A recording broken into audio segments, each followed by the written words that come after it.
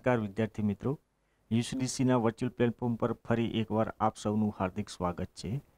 હડપ્પા સભ્યતાના સમગ્ર વિકાસક્રમને આપણે આપણા સિલેબસમાં આવરી લીધો અને હવે આપણે હડપ્પા સભ્યતાના જે આપણે ટોપિક છે એના અંતિમ પડાવ તરફ આપણે જઈ રહ્યા છીએ, હડપ્પા સભ્યતાના વિનાશ તરફ અથવા તો હડપ્પા સભ્યતાનું જે પતન થયું તેને આપણે જોઈશું ને અલગ અલગ જે એના પતનના કારણો ઇતિહાસકારો દ્વારા આપવામાં આવ્યા એ જોઈશું. અને એના પછીનો નેક્સ્ટ ટોપિક આપણો હશે હડપ્પા સભ્યતા અથવા તો બીજા શબ્દોમાં કહીએ, થોડા વિસ્તૃત સ્વરૂપમાં કહીએ તો સિંધુ ખીણની સભ્યતાના ગુજરાતના સંદર્ભમાં એની મુખ્ય લાક્ષણિકતાઓ, પ્રમુખ સ્થળો જે ગુજરાતમાં છે.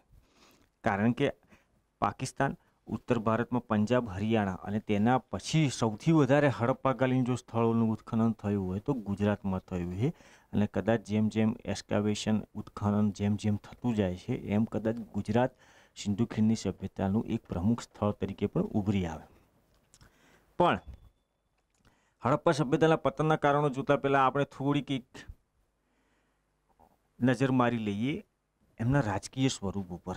આટલી વિશાળ સભ્યતા, આટલી ઉત્કૃષ્ટ સભ્યતા, અને એ ઉત્કૃષ્ટ સભ્યતા કોઈ વિશિષ્ટ શાસક વર્ગ વગર શક્ય નથી. તમે અલગ અલગ પુરાવો ઉત્ખનનના જેમ કે સીલ્સ જુઓ, મુહરો જુઓ, એમની લિપિ જુઓ, ચિત્રો જુઓ અથવા તો એમની ધાર્મિક આસ્થાઓ જુઓ, અલગ અલગ તમે વસ્તુ જુઓ તો કંઈક ને કંઈક મગજમાં ખ્યાલ આવે. એમની નગર યોજના ખાસ કરીને જોઈએ, જો શહેરી નગર યોજના જોઈએ તો એક આપણને મનમાં અવશ્ય તર્ક થાય કે આટલું વ્યવસ્થિત સભ્યતાનો વિકાસ અથવા તો એનું સંચાલન કોઈ એક કેન્દ્રીય શક્તિ અથવા તો કોઈ રાજકીય ક્ષત્રિય જે નિર્દેશન કરતી હોય, જે ડાયરેક્ટ કરતી હોય, અલગ જે બધા રિસોર્સિસ હોય આખી જિયોગ્રાફીમાં, આખા વિશાળ આટલા ભૌગોલિક વિસ્તારમાં જે પ્રસરાયેલા હોય રિસોર્સિસ, એ રિસોર્સિસને મોબિલાઇઝ કરવાનું, એમને રીડિસ્ટ્રીબ્યુટ કરવાનું અને રીડાયરેક્ટ કરવાનું કામ તો કોઈ શક્તિ તો હોવી જ જોઈએ જે કરતી હોય. તો હવે આ હડપ્પા સભ્યતામાં અલગ અલગ ઇતિહાસકારોએ જેમ જેમ અધ્યયન કરતા ગયા એમ એમણે અલગ અલગ કારણો આપ્યા, એમના રાજકીય સ્વરૂપ વિશે પ્રમુખ તર્કો આપ્યા. તો આ તર્કોને જો આપણે સમાવીએ તો બે પ્રશ્નો આપણા મનમાં ઉદ્ભવે કે જે શાસનની જે પ્રકૃતિ હતી એ કેવી હતી. શાસન એકદમ કઠોર શાસન હતું, કેન્દ્રીકૃત શાસન હતું કે પછી વિકેન્દ્રીકૃત શાસન હતું? એના આપણે જોઈએ. પ્રથમ આપણો મુદ્દો જે છે કેન્દ્રીકૃત અથવા તો વિકેન્દ્રીકૃત. હવે કેન્દ્રીકૃત વાળાઓ જે હશે ઇતિહાસકારો કે ના સેન્ટ્રલાઇઝ એડમિનિસ્ટ્રેશન હશે, એ લોકો પોતાના સમર્થનમાં શું તર્ક આપશે? તો પહેલું સમરૂપ નગર યોજના. જો આપણે નગર યોજનાના તત્વોમાં જોઈ ગયા હડપ્પા સભ્યતામાં પ્રમુખતઃ નગર યોજના 2 અથવા તો 3 ખંડોમાં વિભાજિત હોય. પશ્ચિમ ભાગમાં ઉપલું નગર હોય, પૂર્વ ભાગમાં નીચલું નગર હોય. જે ઉપલું નગર હોય એની કિલ્લેબંધી વધારે વ્યવસ્થિત રીતે કરેલી હોય, એટલે કે કોઈ ચોક્કસ શાસક વર્ગ તરફનો આપણને નિર્દેશ આપે. એમાં તમે અલગ અલગ દ્રષ્ટાંતો, અલગ અલગ તથ્યો તમે લઈ શકો, એના સમર્થનમાં તર્ક આપી શકો. મોહેંજો-દડો અથવા તો હડપ્પા જેવા જે નગરો છે એ નગરોમાં વિશાળ સ્નાનાગાર, અન્નાગાર, ગ્રેઇન સ્ટોરેજ માટેની વ્યવસ્થા અને વિશાળ ભવનો. આ ભવનો શાની સાક્ષી પૂરે છે કે ભાઈ કોઈ ચોક્કસ શાસક વર્ગ હશે અને ત્યાંથી આખા હડપ્પા સભ્યતા, સિંધુ ખીણની સભ્યતાના સમગ્ર જે આ વસાહત જે પ્રસારેલી હતી એ સમગ્ર ક્ષેત્ર ઉપર એ લોકોનું શાસન ચાલતું હશે. એ તર્ક આ ઇતિહાસકારોએ આપ્યો. બીજું કે ધાર્મિક આસ્થાઓ. તેમણે એવું કીધું પ્રમુખ ધાર્મિક આસ્થામાં કઈ છે? આપણને માતૃદેવીની પૂજા અથવા તો કોઈ પણ યોગીની જે આકૃતિ હોય, ધ્યાન અવસ્થામાં યોગી મુદ્રા, આસન મુદ્રામાં બેઠા હોય એવી આકૃતિઓ 2-3 જગ્યાએથી મળી. એટલે આ ઇતિહાસકારો એવો તર્ક આપ્યો કે ભાઈ ચોક્કસ એમની માન્યતાઓ છે અને આવી માન્યતાઓ કોમન બિલીફ ક્યારે શક્ય બને કે જ્યારે એને પેટ્રોનેજ મળે, એને સંરક્ષણ મળે કોઈ એક શાસક વર્ગનું. તો એમણે આ કેન્દ્રીકૃત શાસન વ્યવસ્થાના સમર્થનમાં આ બીજો એક તર્ક આપ્યો. ત્રીજો તર્ક જે છે મુહર અથવા તો સીલ્સ.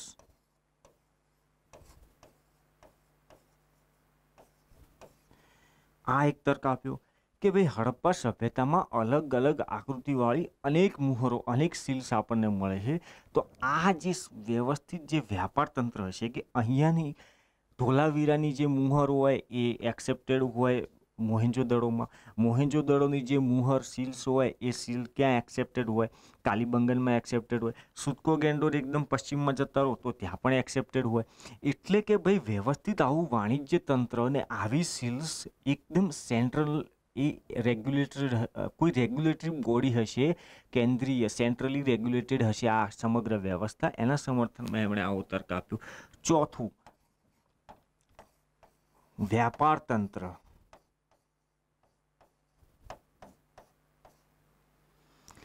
જે ટ્રેડ સિસ્ટમ જુઓ હડપ્પા સભ્યતા, ટ્રેડ સિસ્ટમમાં ખાસી એવી એકરૂપતા લાગે છે આપણને. ઉત્તરમાં અફઘાનિસ્તાનમાં છેક સોર્તુગઈથી લઈને દક્ષિણમાં આપણે જોઈએ તો મહારાષ્ટ્રના ક્ષેત્રો સુધી, આ બાજુ રાજસ્થાનના ઇન્ટિરિયર ભાગમાં તાંબાની એની એ લોકો પ્રાપ્તિ કરતા, ત્યાંની ખેતરીની તાંબાની ખાણોમાંથી લઈને મેસોપોટેમિયાના પ્રદેશો સુધી આંતરરાષ્ટ્રીય વ્યાપાર પણ થતો અને આંતરિક વ્યાપાર પણ થતો.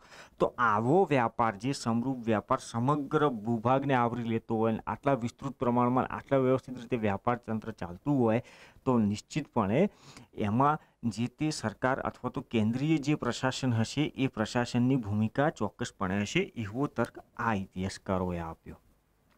જેમ કે કોઈ પણ આપણે જોઈએ છીએ કે જે વન નેશન અથવા તો અત્યારના જે રાષ્ટ્રો છે એ રાષ્ટ્રોમાં વ્યાપારમાં જે WTOથી માંડીને એનું નિર્માણ થયું તો રાષ્ટ્રીય વ્યાપારમાં વધારે વધારો થયો છે. દરેક દેશે પોતાના જે રાષ્ટ્રીય વ્યાપારને વધારવા માટે, પ્રોત્સાહન માટે અલગ અલગ આંતરરાષ્ટ્રીય સંબંધોની સ્થાપના કરી છે.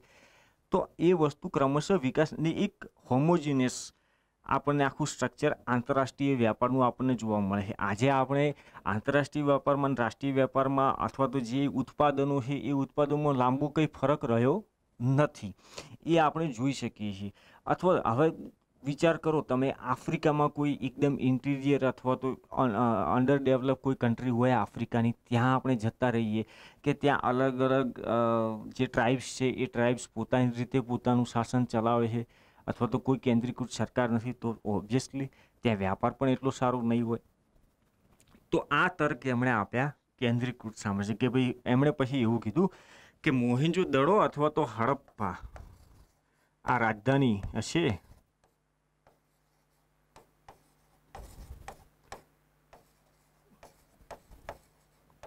અને ત્યાંથી સમગ્ર જે સિંધુ સભ્યતા છે એ સિંધુ સભ્યતાનું શાસન ચાલતું હશે અહીંયા રાજધાની ક્ષેત્રમાં. હવે આપણે જોઈએ કે આ કેન્દ્રીકૃત જે સામ્રાજ્યના જે ઇતિહાસકારો, એના સમર્થનમાં ઇતિહાસકારો જે તર્ક આપ્યા એ જ તર્કોનો ઉપયોગ આપણે વિકેન્દ્રીકૃત સામ્રાજ્યની અવસ્થા અથવા વિકેન્દ્રીકૃત ડિસેન્ટ્રલાઇઝ એડમિનિસ્ટ્રેશનના સમર્થનમાં કઈ રીતે તર્ક આપી શકીએ અથવા તો આમાં કયા કયા એવા દોષ છે, કઈ કઈ લિમિટેશન છે, જેથી કરીને એક ઇતિહાસકારોનો જે બીજો પક્ષ હતો એમણે એવું કીધું કે ના ભાઈ આ તો ડિસેન્ટ્રલાઇઝ સિસ્ટમ હશે, સેન્ટ્રલાઇઝ સિસ્ટમ હોય એવું લાગતું નથી. તો પહેલું આમણે એવું કીધું કે નગર યોજના એકદમ સમૃદ્ધ, પણ એવું છે નથી. નગર યોજના આપણને અમુક એલિમેન્ટ આપણને યુનિફોર્મ લાગે છે, બાકી જો કાલીબંગનની જે નગર યોજના હોય એ પણ થોડી ડિફરન્ટલી છે, ધોલાવીરાની જે નગર યોજના છે એ થોડી ડિફરન્ટલી છે, મોહેન્જોદડો અથવા તો હડપ્પા અથવા લોથલની જે નગર યોજના છે એ પણ ડિફરન્ટ છે. એટલે કે ક્ષેત્રીય વિભિન્નતાઓ તો ખરી જ, કોઈકમાં ઉપલું નગર અને નીચલું નગર એ બંને તરફ કિલ્લેબંધી કરેલી હોય, કોઈ એવા છે કે જેમાં 3 નગરો હોય, ઉપલું નગર, મધ્ય નગર અને નીચલું નગર, જેમ કે આપણું ધોલાવીરા, ને ત્રણેયની અલગ અલગ કિલ્લેબંધી કરી હોય, પ્લસ પાછી એ ત્રણેની એક કિલ્લેબંધી કરી હોય કે જેમાં 3 નગરો ઉપલું, મધ્ય અને નીચલું નગર 3 આવરી લેવાતા હોય, સેપરેટ પણ છે અને કોમન કિલ્લેબંધી પણ છે. તો આવી વિશિષ્ટતાઓ, તો નગર યોજનામાં ક્ષેત્રીય ભિન્નતાઓ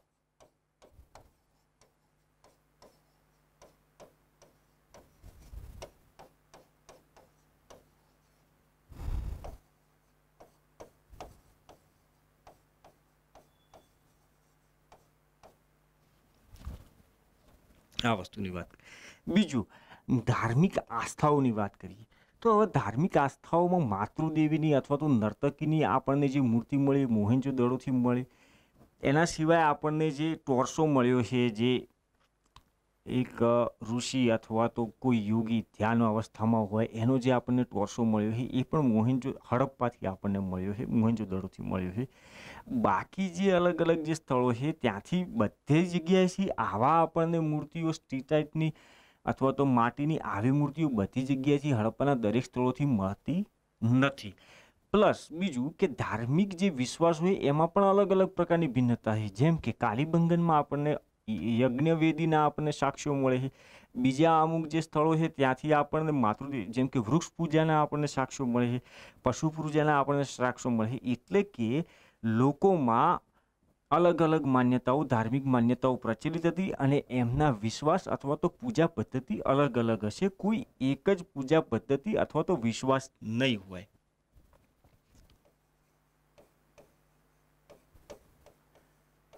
ધાર્મિક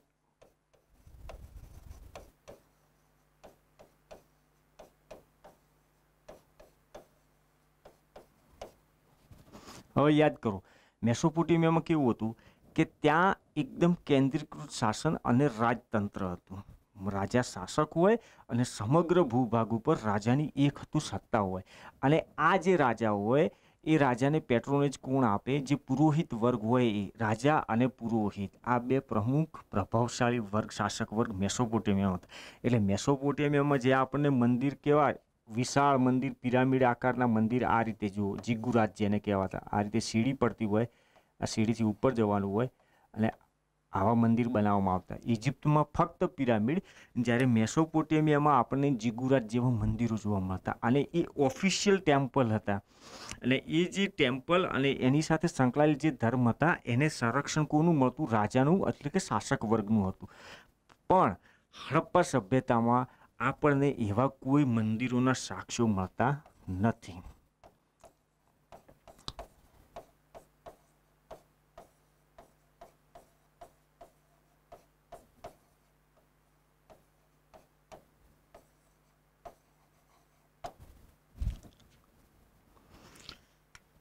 આ એક વસ્તુ વાત કરી. ફોર એક્ઝામ્પલ લઈએ, જ્યારે કેન્દ્રીકૃત પ્રશાસન, મૌર્ય સામ્રાજ્ય, કેન્દ્રીકૃત શાસન વ્યવસ્થા, એ લોકોનું એક વિશાળ અધિકારી તંત્ર હતું, બ્યુરોક્રેસી હતી મૌર્ય શાસકોની. તો એમણે જે સ્તૂપો બનાવ્યા, એમણે જે શિલાલેખો બનાવ્યા, એ આજે પણ હયાત છે. એવી કોઈ આપણને પુરાતાત્વિક અવશેષ હડપ્પા સિંધુ સભ્યતાનો નથી મળતો કે જે કહી શકાય કે ભાઈ હા, આમણે જે શાસકોએ પોતે કોઈ ધાર્મિક સ્થાપત્ય અથવા તો ધાર્મિક આસ્થાને લગતું કોઈ પણ સ્મારક બનાવ્યું હોય. ઇતિહાસ, પ્રાચીન ભારતના ઇતિહાસમાં આપણને ગુપ્તોના સમયમાં એ અવશેષો મળી રહે, ધાર્મિક સ્થાપક, પલ્લવોના કાળમાં એમના જે રથ મંદિરો મળે છે. એના પછી પણ આપણને જે નાગર, દ્રવિડ અને વેસર જે ત્રણ જે આપણી મંદિર રચના શૈલી છે એ કોણે બંધાવે? જે તે શાસકોએ, જે તે પોતાના વિસ્તાર, જે ભૌગોલિક વિસ્તાર ઉપર એમનું નિયંત્રણ હોય એ ક્ષેત્રમાં એમણે આ નિર્માણ કાર્ય કરાવ્યું. પણ હડપ્પા સભ્યતામાં એવો કોઈ આપણને પુરાવો મળતો નથી. ત્રીજું, એમણે એવું કીધું કે જે આ મુહર ઉપર અલગ અલગ આકૃતિ છે એ ગિલ્ડ્સ એટલે કે શ્રેણી, વ્યાપારી શ્રેણી, ટ્રેડ ગિલ્ડ. એમણે એવું કીધું કે ભાઈ જરૂરી નથી કે આટલો બધો વ્યાપાર થતો હોય, કે પ્રાચીન ભારતમાં વ્યાપારમાં જે શાસક વર્ગ હોય એની ભૂમિકા લગભગ નહીવત હોતી. એ લોકો ઓટોનોમસ પોતાનું એ સેલ્ફ રેગ્યુલેશનમાં પોતે વ્યાપારી પ્રવૃત્તિ પણ કરતા. પોતાનું જે સમાજ અથવા તો એમના જે વ્યાપારી જે સભ્યો હોય, મેમ્બર્સ હોય કોમ્યુનિટીના, એમની સોશિયલ, રિલિજિયસ બધી લાઈફનું મેનેજમેન્ટ એ લોકો કરતા. જે ગિલ્ડ્સ હતી એને ગિલ્ડ્સના પોતાના નિયમો હતા.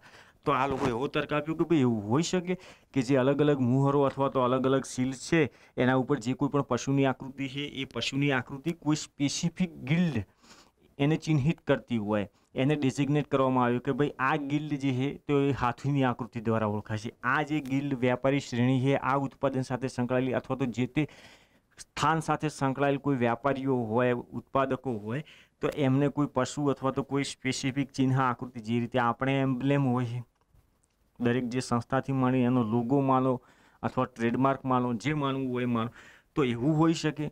તો એમણે આ તર્ક આપ્યો એટલે આ ખંડિત કર્યો. હવે વ્યાપાર તંત્રની વાત કરીએ તો વ્યાપાર તંત્રમાં એમણે એવું કીધું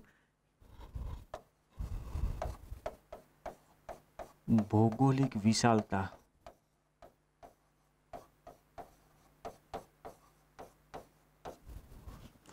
આ તર્ક આવ્યો. આપણે શું કીધું કે ભાઈ આટલું વ્યવસ્થિત વ્યાપાર તંત્ર કોઈ કેન્દ્રીય શક્તિ વિના શક્ય નથી. આમણે શું કીધું, સારું ભાઈ કેન્દ્રીય શક્તિ હોય પણ એ પણ શક્ય નથી કે આટલા મોટા ભૌગોલિક વિસ્તારમાં છેક જમ્મુ કાશ્મીરથી લઈ અને ગુજરાત સુધી અને છેક આ બાજુ ઉત્તર પ્રદેશનો જે પશ્ચિમ ઉત્તર પ્રદેશથી લઈને પાકિસ્તાન પશ્ચિમ પાકિસ્તાન સુધીનો જે અત્યારનું બલુચિસ્તાન છે એટલા વિશાળ ભાગ ઉપર યુનિફોર્મ લોઝ અથવા તો યુનિફોર્મ રેગ્યુલેશન લાગુ કરી શકે અને પોતે વ્યાપારને પ્રોત્સાહન આપી શકે. જો કે અત્યારે શક્ય છે, પણ હડપ્પા સભ્યતા વિશે તમે એ પણ વિચારો કે એમની જોડે ટ્રાન્સપોર્ટથી માંડીને ઇન્ફ્રાસ્ટ્રક્ચરથી માંડી ને ટેકનોલોજી એના એટલા બધા સાધનો નથી જે પાછળથી જે પ્રાચીન ભારતમાં જે વિકાસક્રમ થયો ત્યારે એ જે એમના જોડે સાધનો અવેલેબલ હતા, ફેસિલિટીઝ અવેલેબલ હતી, એ ફેસિલિટીઝ આ જે શાસક વર્ગ હડપ્પા સભ્યતાનો હશે કદાચ, તો એના જોડે એટલી બધી અવેલેબલ નથી કે આટલા બધા ભૌગોલિક વિશાળ ક્ષેત્ર ઉપર એ યુનિફોર્મ આવો વ્યાપારને પ્રોત્સાહન આપી શકે. તો એમણે જે આ વિકેન્દ્રીકૃત શાસન વ્યવસ્થાના જે પક્ષધર ઇતિહાસકારો હતા એમણે એવું કીધું કે ભાઈ હશે વ્યવસ્થિત જે વ્યાપાર તંત્ર જે ઉત્કૃષ્ટ આનું નિર્માણ થયું એ પોતપોતાની જે તે વ્યાપારીઓ હતા એમની પોતાના પ્રયાસોને વ્યક્તિગત પ્રયાસોને કારણે થયું હોય છે. લોકોને જનતાને વ્યાપાર પ્રત્યેનો જે અભિગમ હશે એના કારણે થયું છે. જરૂરી નથી કે એ શાસક વર્ગના કારણે આવું વ્યવસ્થિત વ્યાપાર તંત્ર આકાર પામ્યું હોય. તો હડપ્પા સભ્યતામાં જો આપણે પૂછાય કે રાજતંત્રની પ્રકૃતિ વિશે ટિપ્પણી કરો અથવા તો હડપ્પા સભ્યતાના જે શાસનતંત્ર છે એ શાસનતંત્ર વિશે આપણે ટિપ્પણી કરીએ, તો આ ટિપ્પણી કરવામાં આપણે આ બાજુ જોક થોડું વજન એ બાજુ થોડું વધારે રાખવાનું, કારણ કે આને આપણે કાઉન્ટર ઇઝીલી કરી શકીએ. આ જે તર્ક આપવામાં આવ્યા એને કાઉન્ટર કરી શકાતા નથી. નગર યોજનામાં વાત કરીએ કે ભાઈ મોહેંજો-દડો અને હડપ્પા રાજધાની હશે એવું કહી દીધું, પણ હવે નવીન જે ઉત્ખનનો થયા એમાં રાખી ગઢી અત્યાર સુધીનું સૌથી મોટું હડપ્પાકાલીન સ્થળ લગભગ ઉત્ખનન થઈ ચૂક્યું છે અને એ સાબિત થઈ ચૂક્યું છે કે ક્ષેત્રફળની રીતે રાખી ગઢી સૌથી મોટું હડપ્પાકાલીન સ્થળ છે. તો પછી આ થિયરી ખોટી પડે. તો જેમ જેમ ઉત્ખનન થાય એમ એમ નવા સાક્ષ્યો આવતા જાય છે. એ નવા સાક્ષ્યોના આધારે આપણે કહી શકીએ, હજી પણ ચોક્કસપણે કહી ના શકીએ કે એ કેન્દ્રીકૃત શાસન વ્યવસ્થા હશે. લગભગ ઈશારો વિકેન્દ્રીકૃત શાસન વ્યવસ્થા તરફ જ ઘણો વધારે છે. બીજું કે હડપ્પા સભ્યતામાં આપણે જોઈએ તો એક નગરીય કેન્દ્ર હોય, વિશાળ કેન્દ્ર હોય, કોઈ એક નાનું નગરીય કેન્દ્ર, જેમ કે ગુજરાતમાં જ આપણે પાછળથી જોયું કે શિકારપુરા છે, કુંતાસી છે, એ નાના નાના નગરીય કેન્દ્રો હતા. ક્ષેત્રફળની દૃષ્ટિએ ખૂબ જ નાના, જ્યારે લોથલને મોટા પણ ક્ષેત્રફળની દ્રષ્ટિએ કેન્દ્રો હતા. અમુક ગ્રામ્ય સ્થળો પણ હતા કે જે ગ્રામ્ય અવસ્થામાં હતા. મેચ્યોર હડપ્પા સ્ટેજ 2200 ઈસવીસન પૂર્વેથી લઈ 1900 ઈસવીસન પૂર્વે આ જે સમયગાળો હતા એમાં શહેરોની સાથે સાથે ગામડાઓ પણ અસ્તિત્વમાન હતા અને દરેકનું થોડું થોડું કલ્ચર પણ અલગ પડતું. તો એના આધારે આપણે કહી શકીએ કે લગભગ જે જોક છે અથવા તો પુરાતાત્વિક જે સાક્ષ્યો છે એ સાક્ષ્યો ઈશારો શાના તરફ કરે છે? વિકેન્દ્રીકૃત શાસન વ્યવસ્થા, એને આપણે વધારે તર્કપૂર્ણ માની શકીએ કમ્પેર ટુ કેન્દ્રીકૃત શાસન વ્યવસ્થા. જો કોઈ નવા પુરાતાત્વિક અવશેષો મળે તો સમીકરણો બદલાઈ પણ શકે, વ્યાખ્યા બદલાઈ પણ શકે, પણ અત્યારે જે છે એ સાક્ષ્યોમાં આપણે આને વધારે બેટર સમજાવી શકીએ વિકેન્દ્રીકૃત શાસન વ્યવસ્થાને. કેન્દ્રીકૃત શાસન વ્યવસ્થાના વિરુદ્ધમાં તર્ક વધારે ઉપસ્થિત થાય છે. એના ખંડનમાં જે છે પુરાતાત્વિક સાક્ષ્યો એના ખંડનમાં વધારે છે એના સમર્થન કરતા. તો આ વસ્તુ આપણે જોઈ શાસન વ્યવસ્થાની પ્રકૃતિ, કે શાસન કેવું છે, કેન્દ્રીકૃત છે અથવા તો વિકેન્દ્રીકૃત છે. હવે આપણે નેક્સ્ટ જોઈશું કે શાસક વર્ગ કેવો હતો. એ હવે નેક્સ્ટ આપણે જોઈશું શાસક વર્ગ કેવો હતો. પેલું આપણે કેવું હતું, રાજતંત્ર હોય તો પણ કેન્દ્રીકૃત પણ હોઈ શકે અને વિકેન્દ્રીકૃત પણ હોઈ શકે. જેમ કે મૌર્ય સામ્રાજ્ય એ પણ રાજતંત્ર હતું, કારણ કે સર્વોચ્ચ જે શાસક હતો એ રાજા જ હતો, પણ કેન્દ્રીકૃત સામ્રાજ્ય હતું.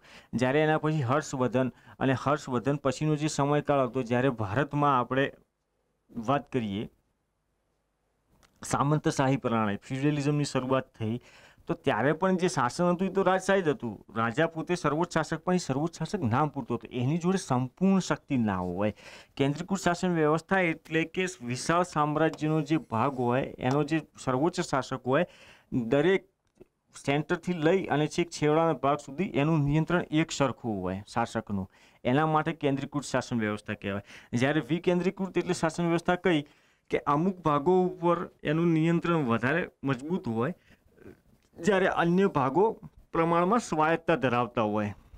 ટોટલ જે સામ્રાજ્ય હોય એ સામ્રાજ્યના અમુક ભાગો કેન્દ્રીય ભાગથી જે દૂરના ભાગો હોય ભૌગોલિક રીતે એ પ્રમાણમાં સ્વાયત્તતા ધરાવતા હોય. જેમ કે ફ્યુડાલિઝમ સામંતશાહી પ્રકારની જે વ્યવસ્થા હતી એ વિકેન્દ્રીકૃત શાસન વ્યવસ્થા કહી શકાય.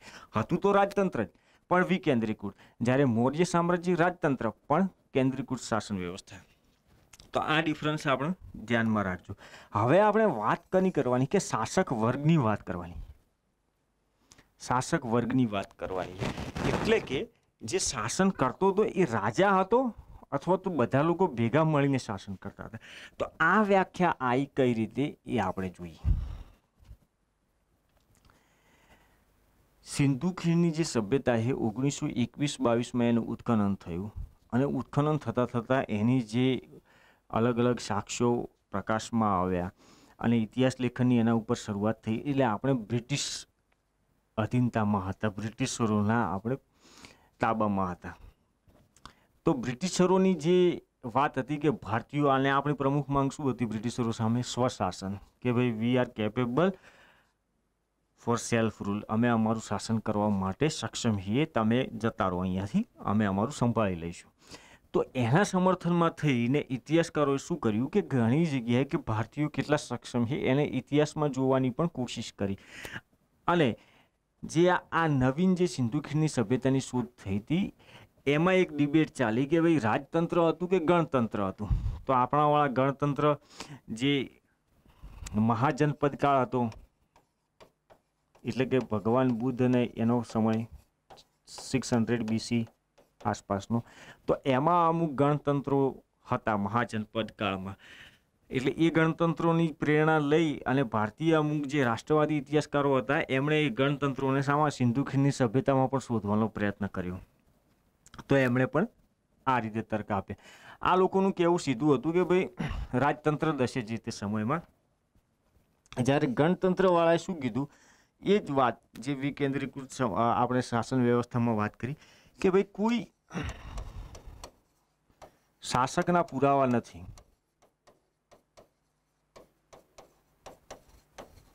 જેમ કે મેસોપોટેમિયાની એમની જે સભ્યતા છે એમાં જે સમ્રાટ હોય, શાસક હોય, એની મુખાકૃતિ અથવા તો દેહ આકૃતિ પથ્થર ઉપર કંડારેલી છે. એના પોતાના જે લેખ હોય, અભિલેખ હોય, શાસન આદેશો હોય, એ આદેશો પણ કોતરેલા છે. એના ઉપરથી આપણને ખબર પડે કે મેસોપોટેમિયામાં જે સર્વોચ્ચ શાસક હતો એ સમ્રાટ હતો અને સમ્રાટોની આખી જે વંશાવલી છે, લાઇનેજ છે, એ પણ ક્લિયર સચવાયેલી છે, લિખિત સ્વરૂપમાં સચવાયેલી છે અને રાજાઓના નામથી માંડીને એ બધું ઇતિહાસકારોને ખબર છે, જાણી શક્યા છે. પણ હડપ્પા સભ્યતામાં આવું કોઈ રાજાનું નામ અથવા તો એના કોઈ પુરાવા અથવા એનું કોઈ સ્મારક મળતું નથી. બીજું,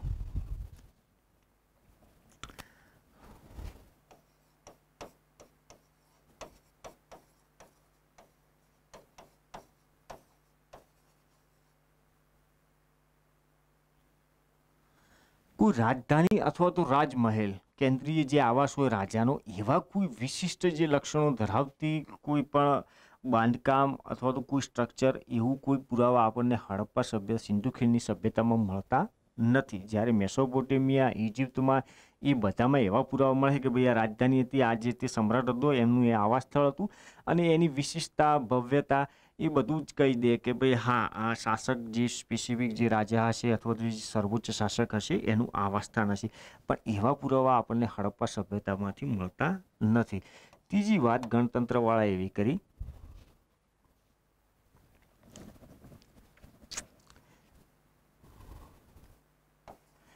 એમણે કીધું કે જે ભૌગોલિક વિસ્તાર અને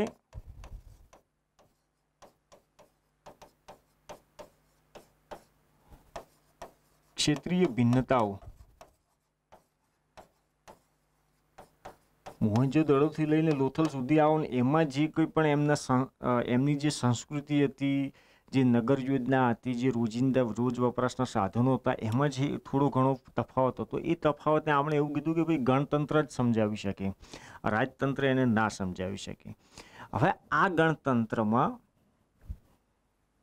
પ્રશ્ન એવો થાય છે કે શું આજથી 3000 વર્ષ પહેલાં અથવા આજથી 4-5 હજાર વર્ષ પહેલાં લોકો એટલા પરિપક્વ હતા કે લોકો ડેમોક્રેટિક વેથી ઇલેક્શન કરતા હોય અને શાસક પોતાના શાસકને ચૂંટી કાઢતા હોય અને એ શાસકો જે હોય એ સામાન્ય જનતાનું એટલું સન્માન કરતા હોય અથવા તો લિખિત લો હશે, એવી આપણે અપેક્ષા ના કરી શકીએ. આ પ્રયાસ એવો થયો કે વર્તમાનને ઇતિહાસમાં જોવાનો પ્રયાસ કહી શકાય અથવા તો વર્તમાનને ઇતિહાસમાં ઘુસાડવાનો પ્રયાસ. તો આ ગણતંત્રવાળી જે વ્યાખ્યા છે એ વ્યાખ્યા પણ એટલી બધી સ્વીકાર્ય નથી. એની જગ્યાએ રાજતંત્રવાળા તો તમે એના સમર્થનમાં તર્ક જે આપી શકો કે ભાઈ મોહેંજો-દડો અથવા તો હડપ્પા એમના આ નગર યોજના અથવા તો જે સેમ કેન્દ્રીકૃત શાસન વ્યવસ્થા અથવા વિકેન્દ્રીકૃત શાસન વ્યવસ્થામાં તમે દરેક તર્ક આપી શકો રાજતંત્ર. પણ રાજતંત્રીય જે શાસક વર્ગ અથવા તો શાસક વર્ગની પ્રકૃતિ કેવી હતી, કોણ હતો શાસક વર્ગ, એના સમર્થનમાં રાજતંત્રનું જ્યારે આપણે વાત કરવા જઈએ તો એના સમર્થનમાં એવા મજબૂત આપણને પુરાવા નથી મળતા. તો ગણતંત્રવાળાએ આ જે વાત કરી એ લાગે છે કે તર્કપૂર્ણ, જે એમણે આર્ગ્યુમેન્ટ કરી છે એ આર્ગ્યુમેન્ટ તર્કપૂર્ણ લાગે છે, પણ ગણતંત્ર હોવું એ સમયમાં એ શક્ય નથી. એટલા માટે થઈને એક મધ્યમ માર્ગ કાઢવામાં આવ્યો ઇતિહાસકારો દ્વારા કે ભાઈ રાજતંત્ર પણ ના હોય અથવા તો ગણતંત્ર પણ ના હોય, તો એવું હોઈ શકે કે અલ્પતંત્ર હોય, એરિસ્ટોક્રેસી જેને અથવા ઓલિગાર્કી, એરિસ્ટોક્રેસી નહીં, ઓલિગાર્કી, અને એમાં વ્યાપારીઓની પ્રમુખ ભૂમિકા હોઈ શકે. આ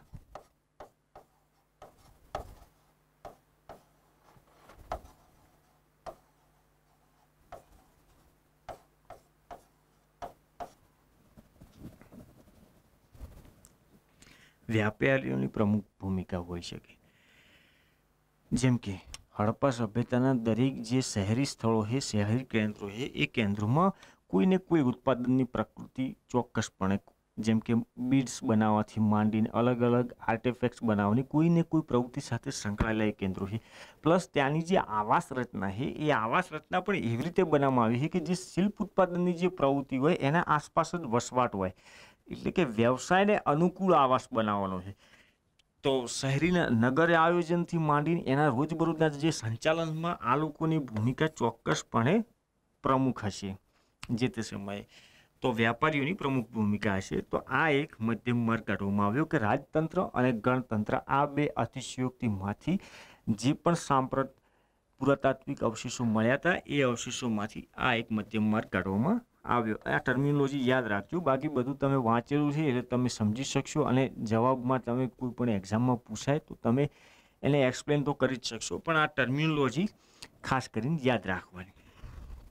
પેલામાં આપણે આગળ વાત કરી શાસન કેવું હતું, કેન્દ્રીકૃત હતું અથવા તો વિકેન્દ્રીકૃત હતું, અને જે હવે શાસન કરતો હતો એ વર્ગ કેવો હતો, એ રાજકીય રાજતંત્રીય હતો અથવા તો ગણતંત્રીય હતો. મતલબ કે વંશાનુગત શાસન હતું, એક બાપ પછી એનો જે દીકરો હોય એ જ શાસક બને, રાજા બને, અને પોતે જ સર્વશાસક, જે પોતે કે એ જ લો. અથવા તો ગણતંત્ર હતું કે ભાઈ બધા સરખા અને બધાનું જે જનતા હતી એની ભૂમિકા હતી શાસકને ચૂંટવામાં. અથવા તો અલ્પતંત્ર ઓલિગાર્કી હતું કે ભાઈ જે શાસક હોય એ શાસક જ્યાર સુધી બેઠો હોય ગાદી ઉપર ત્યાર સુધી સર્વોચ્ચ, પણ એવી એની મનમાની ચાલે ના. બીજા પણ જે પ્રમુખ જે વર્ગ હતા સમાજના એમનું પણ શાસનમાં ખાસું એવું પ્રભુત્વ હોય. જે શાસનના જે નિર્ણયો હોય ને રોજબરોજના કાર્યો હોય એ કાર્યોને આકાર આપવામાં, પ્રશાસનને આકાર આપવામાં બીજા જે વર્ગો હોય એમની પણ પ્રમુખ ભૂમિકા હોઈ શકે. તો આ જે આપણે કીધું અલ્પતંત્ર અથવા વ્યાપારીઓની પ્રમુખ ભૂમિકાવાળું અલ્પતંત્ર, એ વધારે આપણને તાર્કિક લાગે છે. હડપ્પા સભ્યતાનું સમગ્ર જે આપણે ચિત્ર જોઈએ તો એમાં વધારે તાર્કિક આપણને આ લાગે છે. તો હડપ્પા સભ્યતાની જે શાસન વ્યવસ્થા છે એ શાસન વ્યવસ્થા આપણે જોઈ. હવે હડપ્પા સભ્યતાનું આપણે પતન. તો પતન માટે હડપ્પા સભ્યતામાં કયા કયા કારણો, ઇતિહાસકારો દ્વારા કયા કયા તર્ક આપવામાં આવ્યા, એ તર્કના વિરુદ્ધમાં કયા તર્ક આપી શકાય, એના સમર્થનમાં કયા તર્ક આપી શકાય, એટલે આખરે ફાઇનલી એક્સેપ્ટેડ કયો લોજિક છે હડપ્પા સભ્યતાના પતન માટે, એ આપણે જોઈશું. તો હડપ્પા સભ્યતાના પતન માટે સૌ પ્રથમ જે કારણ આપવામાં આવે છે એઝ ઇટ ઇઝ આર્ય આક્રમણ. તો આર્ય આક્રમણના આપણે જોઈએ સમર્થનમાં પહેલા તર્ક.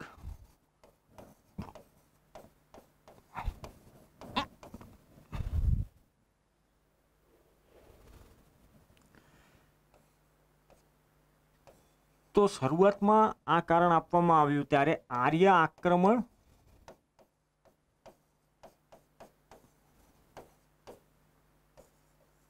અને હડપ્પાના પતનની કાળ અવધિ, એનો જે સમયગાળો હતો ને એ સમયગાળો લગભગ એક સરખો હતો. જેમ કે આર્યોનું આક્રમણ અલગ અલગ ઇતિહાસકારો 1500 બીસી અથવા તો 1700 બીસી આસપાસ માનતા, અને હડપ્પાના પતનનું જે છે શહેરી જે ચરણ, હડપ્પાનું પતનની જ્યારે વાત કરું છું ત્યારે જે શહેરી અવસ્થા છે એ શહેરી અવસ્થાના પતનની આપણે વાત કરીએ 900 થી 700 બીસી. એટલે આપણે એવું કહી દીધું આ તારીખ ત્યારે એટલી ઇસ્ટાબ્લિશ નથી થઈ. શરૂઆતમાં સૌપ્રથમ જે સિદ્ધાંત આપવામાં આવ્યો એ આર્યોના આક્રમણનો સિદ્ધાંત આપવામાં આવ્યો હતો. ત્યારે આ તારીખો એટલી બધી ઇસ્ટાબ્લિશ થઈ શકી નથી. પુરાતાત્વિક અવશેષો એટલા બધા મળ્યા નહોતા કે રેડિયો કાર્બન ડેટિંગ પદ્ધતિથી અલગ અલગ ક્રોસ વેરિફિકેશન કરી શકાય. તો આ એમની કાળ અવધિ લગભગ 200-300 વર્ષના સમયગાળામાં લગભગ મેં થતી હતી. એટલે એમણે કહી દીધું ઇતિહાસકારો કે ભાઈ આર્યોનું આક્રમણ અને હડપ્પા સભ્યતાનું શહેરી અવસ્થાનું જે પતન છે એ લગભગ સરખા સમયગાળામાં થયા છે, તો આર્યો આક્રમણ માટે જવાબદાર હોઈ શકે. બીજું, આર્યો વિશે જે માહિતી આપતો સૌથી પ્રાચીન ગ્રંથ છે ઋગ્વેદ. તો ઋગ્વેદમાં ઇન્દ્રને કહેવામાં આવ્યો પુરંદર. પુરંદર એટલે કે કિલ્લો તોડનાર. પુરંદર એટલે કિલ્લો તોડનાર. તો પુરંદરની ઉપમા આપી. તો ઇતિહાસકારોએ જે કીધું કે ભાઈ આ પુરંદર, તો આ જે કિલ્લાવાળાઓ જે શત્રુ તરીકે ચિતરવામાં આવ્યા છે ઋગ્વેદમાં, એ કોણ છે? સિંધુ સભ્યતાના લોકો છે. જે ઓરિજિનલ ઇનહેબિટન્ટ્સ છે એ લોકો કિલ્લેબંધીમાં રહેતા હતા. સિંધુ સભ્યતાની નગર યોજનાના દરેક નગરોમાં એક સામાન્ય લક્ષણ શું છે? કિલ્લેબંધી કરેલી હોય. એટલે આ કિલ્લો તોડવો એટલે બહુ પરાક્રમ અથવા તો બહુ શક્તિની જરૂર પડે. તો ઋગ્વેદમાં જે ઇન્દ્રનું મહત્વ છે એ ઇન્દ્રનું મહત્વ એટલા માટે જ છે કે ભાઈ એ કિલ્લો તોડી શકે, એટલો શક્તિશાળી છે અને શત્રુઓને હરાવી શકે. તો ઇતિહાસકારોએ આ પુરંદરને કોની સાથે જોડ્યું? જે હડપ્પા અથવા સિંધુ ખીણની સભ્યતાના લોકોના જે શહેરોની આસપાસ કિલ્લેબંધી હતી એના સાથે જોડ્યું, અને એમણે તર્ક ઇસ્ટાબ્લિશ કર્યો કે હા ભાઈ આર્યોનું આક્રમણ હડપ્પા સભ્યતાના જે શહેરો હતા એ શહેરો ઉપર થયું છે. બીજું, ઋગ્વેદમાં દાસ અને દસ્યુનો ઉલ્લેખ.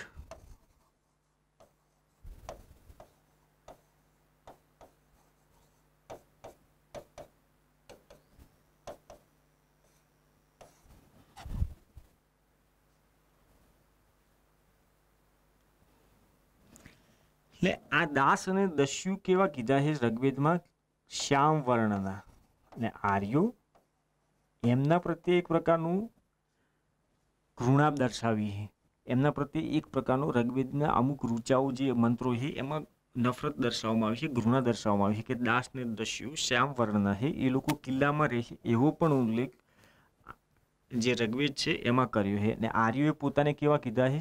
શ્વેત વર્ણના. પોતાનું જે વર્ણ, સ્કિનનો જે કલર છે એના ઉપર એમણે ગર્વ કર્યો છે. તો આના આધારે ઇતિહાસકારોએ કીધું. બીજું, મોહેન્જો દડોમાં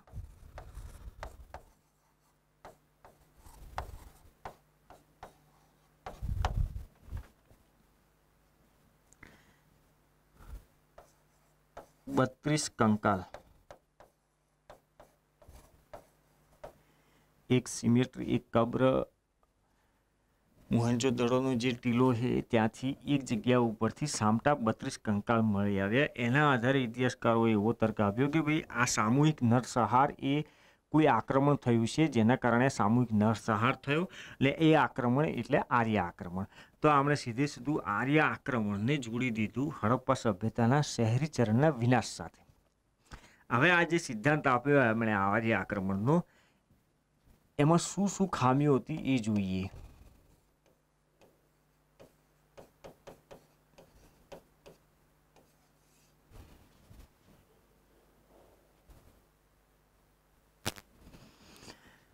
તો આ ટાઈમ સ્કેલ જેમ સમય ગયો, 1920માં સિંધુ સભ્યતાની આ શોધખોળ થઈ, ત્યાંથી 50, 60, 1950, 1960, 70, 80 આવતા સુધી તો પિક્ચર ક્લિયર થઈ ગયું કે ભાઈ આર્યો ભારતમાં આવ્યા એ 1500 BC.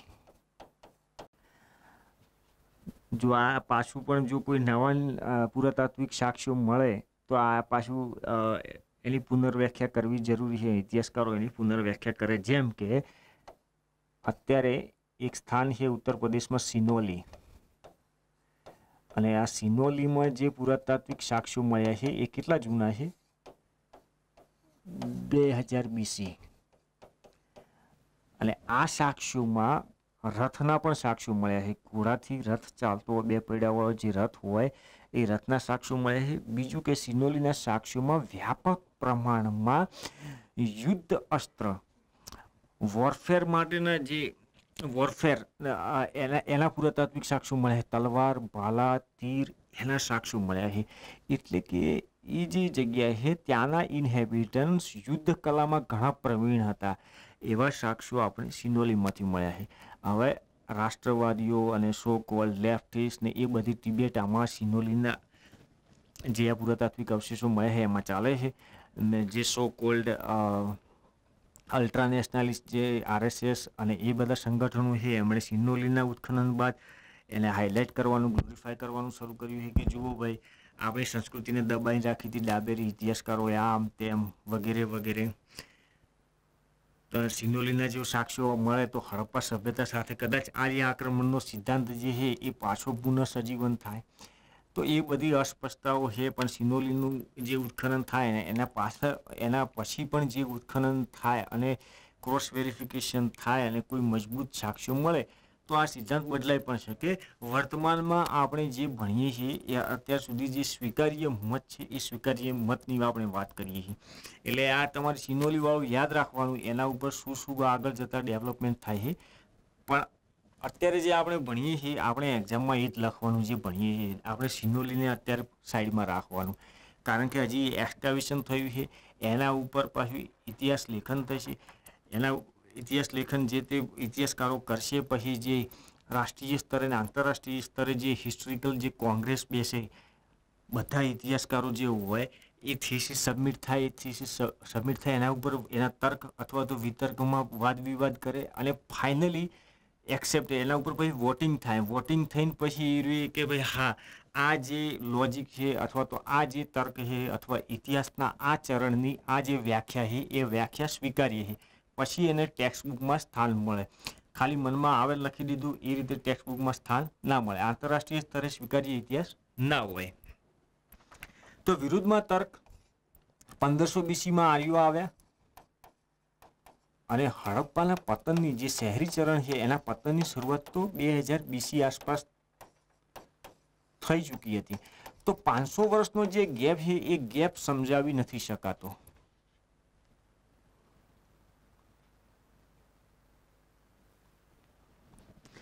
બીજું, 32 નરકંકાલ મળે એ તો હોઈ શકે કે કોઈ સ્થાનિક લડાઈ થઈ હોય એના કારણે પણ મૃત્યુ પામ્યા હોય. તો વ્યાપક યુદ્ધના હડપ્પા સભ્યતા જે સિંધુ ખીણની જે સભ્યતા છે એ તો કેટલા વિશાળ ક્ષેત્રમાં ફેલાયેલી હતી. એટલે માત્ર મોહેન્જો-દડોના 32 કંકાલોને આધારે આપણે એવું ના કહી શકીએ કે આખી સિંધુ ખીણની સભ્યતા આર્યોના આક્રમણને કારણે વિનાશ પામી. એ શક્ય જ નથી. એવું કંઈ આર્યો પ્લાન કરીને પણ નહીં આવ્યા હોય કે છેક ત્યાંથી નીકળ્યા છે કે ઈરાન ને ત્યાં નોર્થ વેસ્ટ અથવા મધ્ય એશિયામાંથી થઈને આવતા છે ત્યાં કે સિંધુ ખીણની સભ્યતા છે એમને બધાને આપણે મારી જ નાખવાના છે રાતોરાત, એ વસ્તુ શક્ય નથી. આટલા વિશાળ ભૌગોલિક ક્ષેત્રમાં કોઈ એક સિંગલ આક્રમણ દ્વારા આખી સભ્યતા નાશ પામે એવું શક્ય નથી. તો વ્યાપક યુદ્ધના પ્રમાણ નથી.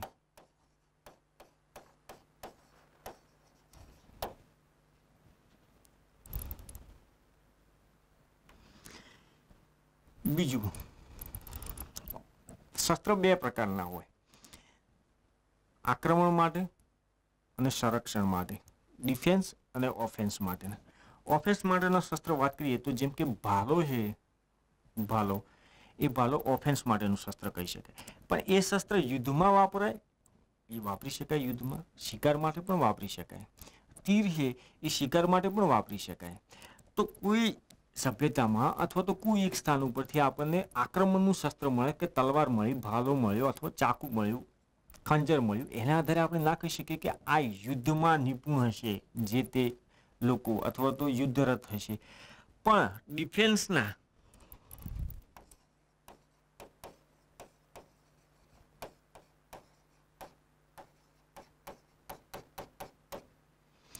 ડિફેન્સના શસ્ત્રો મળે, જેમ કે ઢાલ મળે, જેમ કે બખ્તર મળે, કવચ મળે, માથા ઉપર પહેરવાની જે મુગટ હોય અથવા તો જે હેટ હોય,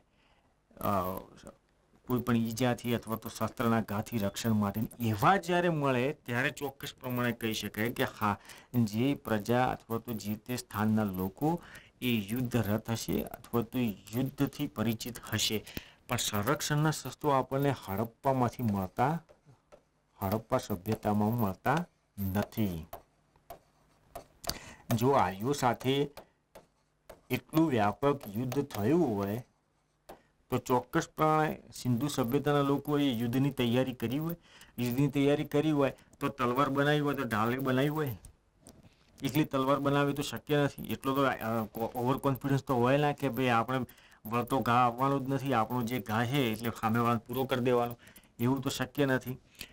તો આવા જે ઢાલ જે છે, કવચ જે છે, બખ્તર જે છે, એવા આપણને સંરક્ષણ ડિફેન્સિવ જે ઇન્સ્ટ્રુમેન્ટ છે, ડિફેન્સિવ વોરફેર છે, એ મળતા નથી. એટલા માટે જ આધુનિક રાષ્ટ્રોમાં જે યુદ્ધ મંત્રાલય છે એને કોઈ એમ નથી કહેતું કે મિનિસ્ટ્રી ઓફ વોર, એને બધા એ રીતે જ ઓળખાવે કે મિનિસ્ટ્રી ઓફ ડિફેન્સ. પણ મિનિસ્ટ્રી ઓફ ડિફેન્સનો જ અર્થ એ થયો કે યુદ્ધ માટે તૈયાર, એ યુદ્ધ માટેનું જ મંત્રાલય છે. કોઈ એવું નથી લખતું કે મિનિસ્ટ્રી ઓફ એટેક.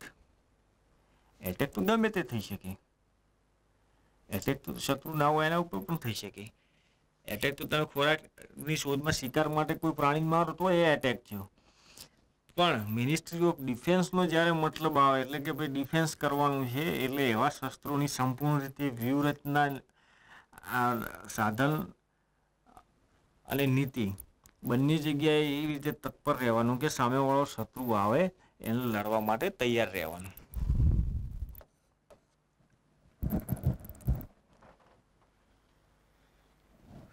બીજું, હડપ્પા સભ્યતાનો વિશાળ ફેલાવ અથવા તો પ્રસાર. હવે આટલા વિશાળ ભૌગોલિક ક્ષેત્રમાં પથરાયેલી સભ્યતા હોય, એ સભ્યતા એક કોઈ પ્રજાતિના આક્રમણથી નાશ પામે શક્ય નથી. એના પછી નેક્સ્ટ આપણે વાત કરીએ તો આર્યો ભારતમાં આવ્યા તો એ ક્રમિક રીતે આવ્યા ભારતમાં. એવું નથી કે એ લોકો એકાએક આવી ગયા અને આખા ભારતની મેન સ્ટ્રીમ ઉપર એક ધાડું આવ્યું હોય. ક્રમિક રીતે ને એ પ્રક્રિયા ઘણા લાંબા સમય સુધી ચાલુ રહી. અને આર્યોના જ ઋગ્વેદમાં આપણને શું માહિતી મળે છે, આર્યોનું જે ઓરિજિનલ જે ઇનહેબિટન્ટ જે ઋગ્વેદમાં જે છે એમાં એ લોકો અફઘાનિસ્તાન, પાકિસ્તાન અને ઉત્તર ભારત જે 5 નદીઓનો જે પ્રદેશ છે એ 5 નદીઓના પ્રદેશથી જ પરિચિત હોય છે. સિંધુ, રાવી, બિયાસ નદી સુધી એટલા સુધી જ પરિચિત છે. ગંગા અને યમુનાથી માંડીને એ વિસ્તાર સુધી પરિચિત નથી. રાજસ્થાનના અથવા તો ગુજરાતના જે સ્થળો છે હડપ્પાના, એનાથી પણ પરિચિત નથી. એટલે એ લોકોનો રૂટ આખો અલગ હતો. હડપ્પા સભ્યતા જે ક્ષેત્રમાં પથરાયેલી હતી એ ક્ષેત્ર પણ અલગ હતું. અને બહારથી માણસો આવ્યા હોય આટલા વિશાળ ક્ષેત્રમાં પહોંચતા જ એમને ઘણા વર્ષો લાગી જાય. તો આર્ય આક્રમણનો જે સિદ્ધાંત છે એ સિદ્ધાંતને ઇતિહાસકારોએ એકદમ પ્રાસંગિક ના માન્યું કે ભાઈ આર્ય આક્રમણ બધા જે તથ્યો છે એ તથ્યોની સમજૂતી આપી શકતું નથી અને એમાં ઘણા બધા વિરોધાભાસ છે. તો પછી શું? તો 1960-70 આજુબાજુ અલગ અલગ જે સ્થળોનું ઉત્ખનન થયું તો એ ઉત્ખનનમાં એક કોમન એલિમેન્ટ હતું કે પૂરના સાક્ષ્યો, ફ્લડિંગ થયું હોય એવા સાક્ષ્યો, અને એના કારણે પછી ઇતિહાસકારોનો જે એક મત, બીજો જે એક વર્ગ હતો એમણે એવું કીધું કે હડપ્પા સભ્યતાનું જે પતન છે એ પતન કુદરતી પ્રકોપના કારણે થયું. તો કુદરતી પ્રકોપમાં આપણે બે કારણ આપ્યા, ભૂકંપ અને પૂર. ભૂકંપ અને પૂરમાં વાત કરીએ તો ભૂકંપને એમણે સમજાવવાની એમ કોશિશ કરી કે ભાઈ હાઈ સિસ્મિક ઝોન, અત્યારે પણ જે કચ્છ, ગુજરાત, જે પાકિસ્તાનનો જે ભાગ છે એ હાઈ સિસ્મિક ઝોનમાં છે, એટલે કે ભાઈ અહીંયા ભૂકંપ આવ્યા હશે. અને જીઓલોજિકલ જે સ્ટડી કરવામાં આવી એમાં પણ ખબર પડી કે જે તે સમયે ઇતિહાસમાં હડપ્પા સભ્યતાનું જે ચરણ હતું, મેચ્યોર સ્ટેજ જે હતું, આજથી 4000 વર્ષ પહેલા પણ ભૂકંપ આવ્યા હતા. તો એમણે આ કારણ આપ્યું કે ભૂકંપના કારણે હડપ્પા સભ્યતાનું પતન થયું. બીજું, મોહેન્જો-દડો,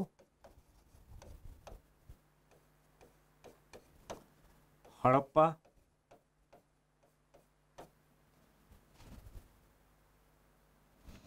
રંગપુર, આપણું ગુજરાતનું રંગપુર,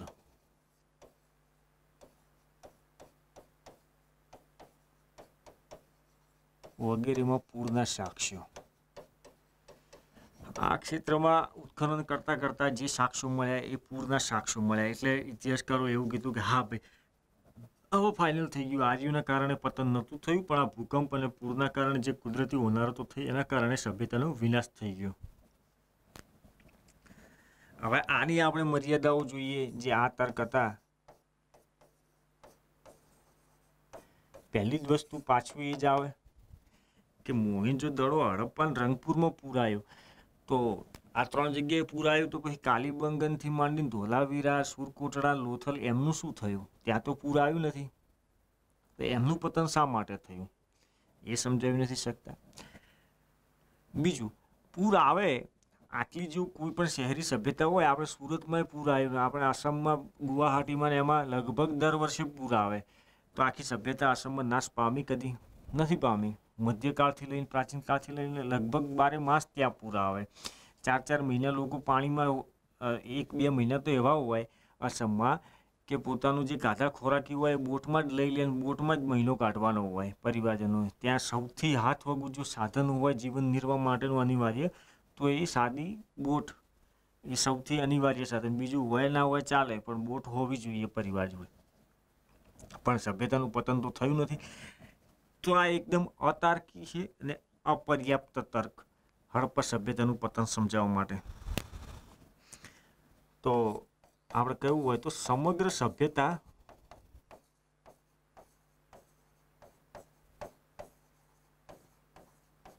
પૂરના કારણે નાશ પામે તે શક્ય નથી.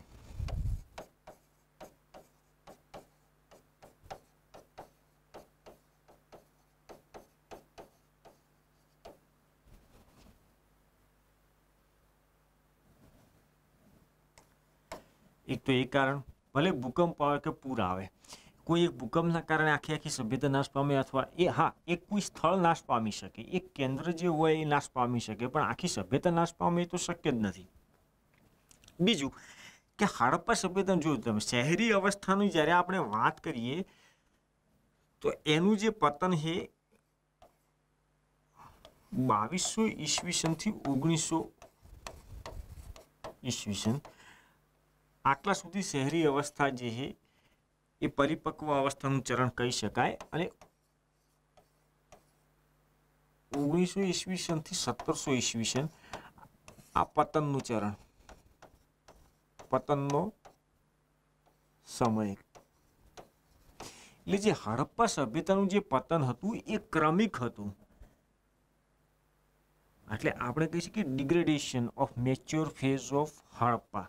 હડપ્પાના શહેરી વિકાસની જે શહેરી જે અવસ્થા હતી, પરિપક્વ જે શહેરી અવસ્થા હતી, એનું અવપતન થયું, ડિગ્રેડેશન થયું, નાશ નથી થયો, સંપૂર્ણપણે વિનાશ નથી થઈ ગયો, પણ એનું પતન થયું. મતલબ કે જે જાહો જલાલી હતી એ ઓછી થઈ ગઈ, તો એ ક્રમિક પતનના લક્ષણ છે. પણ ભૂકંપ અથવા તો પૂર આવે તો એમાં ક્રમિક પતન ના હોય, એમાં તો બધું જ પતન થઈ જાય, સીધું નાશ થાય, સર્વનાશ થાય. એટલે એ વસ્તુ શક્ય નથી. આટલી મોટી વિશાળ સભ્યતામાં કોઈ એક સેન્ટર અથવા તો કોઈ એક કેન્દ્ર, કોઈ એક શહેર જે હોય એ નષ્ટ પામે, પણ આખી સભ્યતા નષ્ટ પામે નહીં.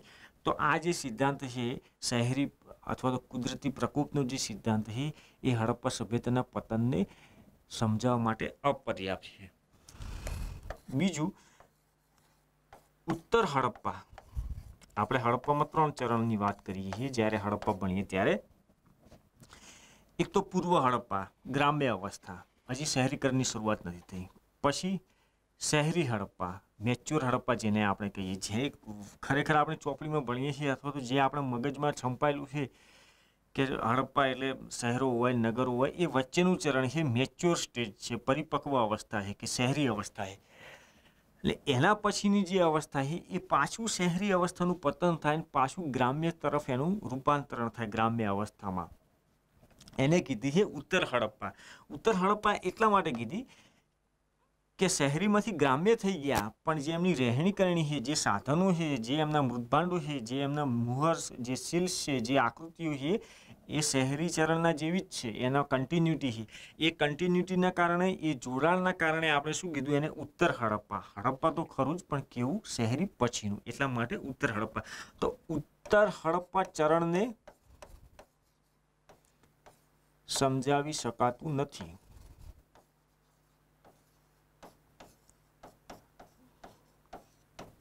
શાના દ્વારા?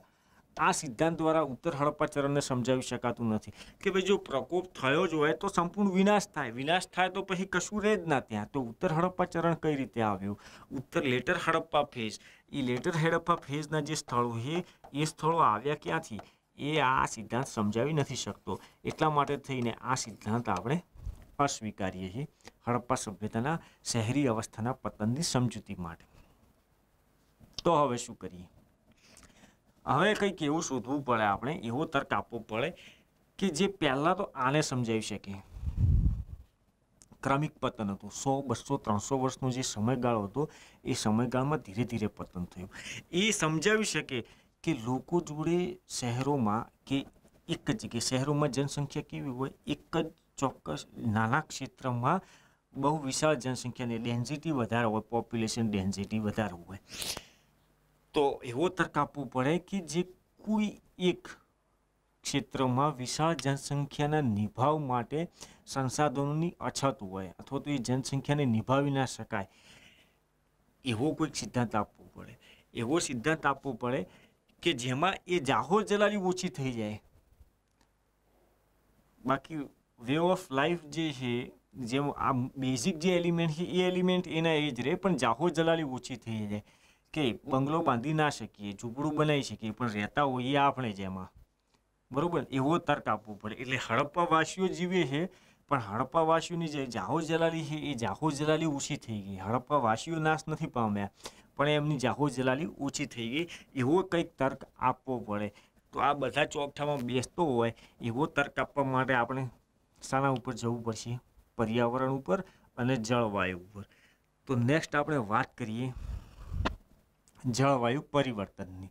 આ ત્રીજું કારણ જળવાયુ પરિવર્તન, અને ચોથું જે છે પર્યાવરણીય નિમ્નીકરણ. બે અલગ અલગ લખ્યા છે, એન્વાયરમેન્ટલ ડિગ્રેડેશન અલગ અલગ લખ્યા છે. એનું કારણ એ છે કે જ્યારે આપણે જળવાયુની પરિવર્તનની વાત કરીએ ત્યારે આ નેચરલી છે. જેમ કે જિયોગ્રાફીમાં આપણે ભણીએ, જીઓલોજિકલ ટાઈમ સ્કેલમાં પૃથ્વીનો સમગ્ર જે પોતાની આયુષ્ય છે પૃથ્વીનું, એમાં અનેક હિમયુગ આવ્યા.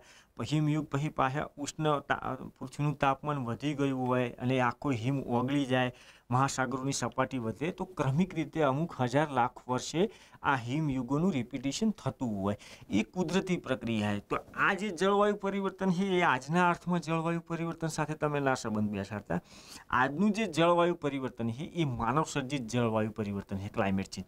જ્યારે આ ક્લાઇમેટ ચેન્જ એ જે જીઓલોજિકલ આખી જે પ્રોસેસ છે પૃથ્વીની, જે નેચરલ જે પ્રોસેસ છે, એ નેચરલ પ્રોસેસનું પરિણામ હતું. જ્યારે એન્વાયરમેન્ટલ ડિગ્રેડેશનની આપણે વાત કરીએ, પર્યાવરણીય નિમ્નીકરણની, તો આ હ્યુમન ફેક્ટરના કારણે હતું. આમાં હડપ્પાવાસીઓ જે હતા એ હડપ્પાવાસીઓનો દોષ આમાં આપણે શોધવાનો કે એમનો શું ભૂમિકા હતી. હડપ્પાવાસીઓની જે વે ઓફ લાઈફ હતી એમના કારણે જે એમનું પર્યાવરણ હતું જેમાં એ લોકો વસતા હતા એનું નિમ્નીકરણ થયું, એનું ડિગ્રેડેશન થયું. એટલે આ બે કારકો ભેગા થઈ અને હડપ્પા સભ્યતાના જે શહેરી જે અવસ્થા હતી એ શહેરી અવસ્થાના પતનનું મૂળ કારણ બન્યું. તો જળવાયુ પરિવર્તનમાં જો આપણે વાત કરવી હોય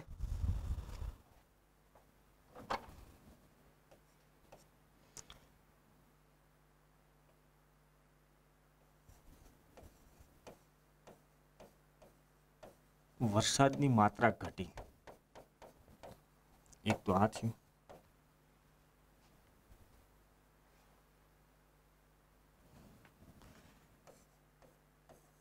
બીજું નદીઓના વહેણ સુકાવા.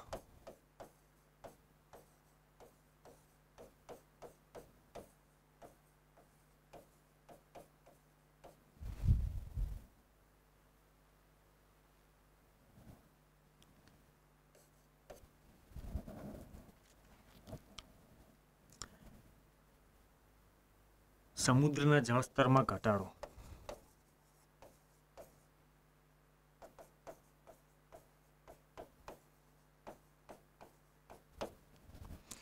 જો અત્યારે જે જળવાયુ પરિવર્તન થાય છે એમાં જળવાયુ પરિવર્તનમાં પૃથ્વીનું ટેમ્પરેચર વધે છે અને પૃથ્વીનું ટેમ્પરેચર વધવાના કારણે આપણી જે સમુદ્ર સપાટી છે એ વધે, સી લેવલ રાઇઝ, અને એના કારણે ઘણા જે દરિયા કિનારાના જે પ્રદેશો છે એ પ્રદેશો પાણીમાં ગરકાવ થઈ જવાની સમસ્યા. અહીંયા ઉલટું છે. આ જે ફેઝ હતો આજથી 4-5 હજાર વર્ષ પહેલાં, ત્યારે એક હિમયુગની શરૂઆત થઈ હતી અને એના કારણે પૃથ્વીની સમગ્ર જળવાયુ કુદરતી કારણોસર બદલાઈ. એટલે એના કારણે વરસાદની જે પેટર્ન હતી એ પેટર્ન સમગ્ર પૃથ્વી ઉપર ચેન્જ થઈ અને એની જે સ્પેસિફિક રિજનલ ઇફેક્ટ હડપ્પાવાસીઓનું જે ક્ષેત્ર, જે ભૌગોલિક ક્ષેત્ર હતું એ ભૌગોલિક ક્ષેત્ર પણ પડી. એટલે આ હિમયુગના કારણે જ સમુદ્ર સ્તરમાં પણ ઘટાડો થયો, કારણ કે જે ઘણું બધું જે પાણી હતું ઉત્તર ધ્રુવ અને દક્ષિણ ધ્રુવનું એ બરફ સ્વરૂપે જામ થઈ જાય, એના કારણે સમુદ્રનું જે સી લેવલ હોય એ સી લેવલ થોડું ઘટે. તો સમુદ્ર એટલે ઉલટું છે. ત્યારનું જે જળવાયુ પરિવર્તન એ અલગ પ્રકારનું હતું અને અત્યારનું જે જળવાયુ પરિવર્તન છે એ અલગ પ્રકારનું છે. એ ખાસ યાદ રાખવાનું. એટલે એવું તમે ના માનતા કે અહીંયા સમુદ્ર સ્તરમાં કેમ ઘટાડો થાય, એ ખોટું છે. એ નેગેટિવમાં હતું જળવાયુ પરિવર્તન, ટેમ્પરેચર ઘટવાની દિશામાં હતું, અને અત્યારે જે છે એ ટેમ્પરેચર વધવાની દિશામાં છે. બંને કહેવાય તો જળવાયુ પરિવર્તન જ. તો વરસાદની માત્રા ઘટી, તો આનામાં આપણે કહી શકીએ, તમે ભણ્યા હશો ભૂગોળમાં, મેઘાલય યુગ. વર્તમાનમાં જે આપણું મેઘાલય રાજ્ય છે એ મેઘાલય રાજ્યમાં જે ગુફાઓ મળી છે એ ગુફાઓમાંથી આપણને એવા પુરાવા મળ્યા છે કે ભાઈ આજથી એક્ઝેક્ટ 4000 વર્ષ પહેલાં, એટલે કે 2000 BC જે ભારતીય ઉપમહાદ્વીપ છે એ ઉપમહાદ્વીપમાં વરસાદની જે પેટર્ન છે એ બદલાઈ ગઈ અને પશ્ચિમ ભારતમાં શુષ્ક જે અવધિ છે એ શુષ્ક અવધિની શરૂઆત થઈ. તો એક્ઝેક્ટલી એ મેચ થાય. બીજું, નદીઓના વહેણ સુકાવા, તો ઘગ્ગર અને હાકરા, આ નદીઓના વહેણ સુકાયા. સમુદ્ર સ્તરમાં ઘટાડો થયો, તો સમુદ્ર સ્તરના ઘટાડો થવાના કારણે શું થાય, હડપ્પાવાસીઓનું જે વ્યાપાર તંત્ર હતું એ વ્યાપાર તંત્રમાં બાધા. જો તમે થોડું ડિટેલમાં જોશો ધ્યાનથી, તો ગુજરાતનું જે લોથલ છે એ અત્યારે સમુદ્ર કિનારાથી 15 કે 20 કિલોમીટર જમીન ભાગ તરફ. કુંતાસી જે છે એ સમુદ્ર કિનારાથી 5 કિલોમીટર અંદરના ભાગમાં. એ રીતે દક્ષિણમાં આપણે ભાવનગર જોડે ગઈએ તો પાદરી જે છે એ સમુદ્ર કિનારાથી લગભગ 5-10 કિલોમીટર અંદર. હવે જે સ્થળો વ્યાપાર સાથે સંકળાયેલા હોય, દરિયાઈ વ્યાપાર, એમનું જે જીવન નિર્વાહ હોય, એમનું જે સબસ્ટિનન્સ હોય, એ મેરીટાઈમ ટ્રેડ હોય, અને એ દરિયા સુધી એમની જે એક્સેસ હોય, પહોંચ હોય, એ જ બંધ થઈ જાય, તો પછી એમનો જે આર્થિક આધાર હોય એ જ સમાપ્ત થઈ જાય. પછી એ લોકોએ શું કરવું પડે? એ શહેરોનો ત્યાગ કરવો પડે ત્યાંના લોકોએ, અને વિસ્થાપિત થવું પડે, ગામડાઓમાં જવું પડે, બીજા કોઈ એમણે ઉદ્યોગ અથવા તો વ્યવસાય અપનાવવો પડે. તો આ 3 કારણ આપીએ છીએ આપણે જળવાયુ પરિવર્તનમાં. હવે આપણે નેક્સ્ટ વાત કરીએ એન્વાયરમેન્ટલ ડિગ્રેડેશન. આ 3 તો શરૂ થઈ જ ગયું હતું. હવે હડપ્પાવાસીઓનું જે પર્યાવરણ નિમ્નીકરણમાં શું રોલ હતો? તો હડપ્પાવાસીઓ પાકેલી ઈંટોનો પ્રયોગ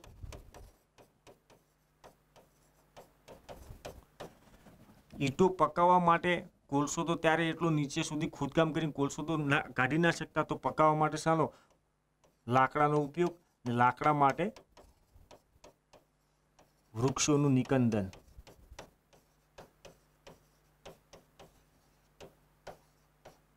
બીજું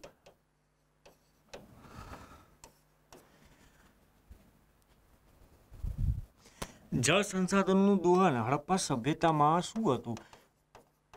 કૂવા દ્વારા અથવા તો જે કુદરતી વરસાદ હોય, વરસાદના પાણી દ્વારા એ લોકો પોતાની જે જળની જે આવશ્યકતાઓ હતી કૃષિ માટે અથવા તો ઘરેલું ઉપયોગ માટે, ડોમેસ્ટિક યુઝ માટે જે પાણી હતું એ ખાસ કરીને કૂવાઓ દ્વારા પ્રાપ્ત કરતા. હવે કૂવાઓ જે એક તો વરસાદની માત્રા ઘટી, પ્લસ એમની જે વે ઓફ લાઈફ છે અથવા ખાસ કરીને જુઓ દરેક ઘરમાં ટોયલેટ હોય, બાથરૂમ હોય, પાણીનો પુષ્કળ એ લોકો વપરાશ કરતા હડપ્પા સભ્ય. તો જો પાણીની અછત વર્તાય, નદીઓના વહેણ સુકાવા માંડે, તો શક્ય નથી કે હડપ્પાવાસીઓ એ કોઈ અમુક 20 કે 25,000 લોકો કોઈ એક જ ક્ષેત્રમાં રહી શકે, એક શહેરમાં રહી શકે. એમને શું વિસ્થાપિત થવું પડે, એમને ગામડાઓ તરફ જવું પડે, પોતપોતાની રીતે અલગ અલગ વ્યવસાય લેવા પડે. સંસાધનો ત્યાં હવે સુકાઈ ગયા અથવા તો સંસાધનો ખલાસ થઈ ગયા, ત્યાંથી એમણે શું અલગ અલગ વિસ્તારમાં જવું પડે જ્યાં સંસાધનો ઉપલબ્ધ હોય.